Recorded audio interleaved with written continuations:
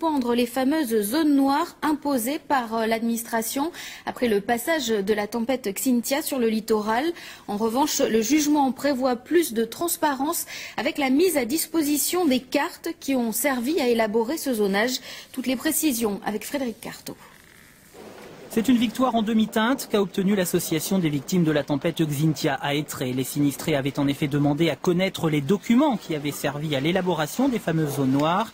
Le tribunal administratif leur a donné gain de cause. En clair, le juge a estimé que ces pièces étaient nécessaires aux sinistrés pour qu'ils puissent faire leur choix entre la négociation ou la contestation par voie de justice.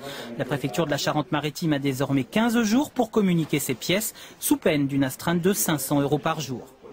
Autre décision importante, le juge n'a pas estimé nécessaire de suspendre, comme le souhaitaient les sinistrés, le fameux zonage, mais il n'a pas pour autant écarté une possible annulation de cette procédure qu'il a qualifiée de simple décision administrative. C'est positif. Après, il est certain que quand on entend qu'on est débouté, on peut estimer que c'est perdu, et là, ça n'est pas perdu du tout. Au contraire, ce ne sont que des points positifs pour nous. D'ici là, l'État peut donc conduire son action. Sur place, les rachats amiables ont commencé. À Étré, une quarantaine de maisons sont promises à la destruction.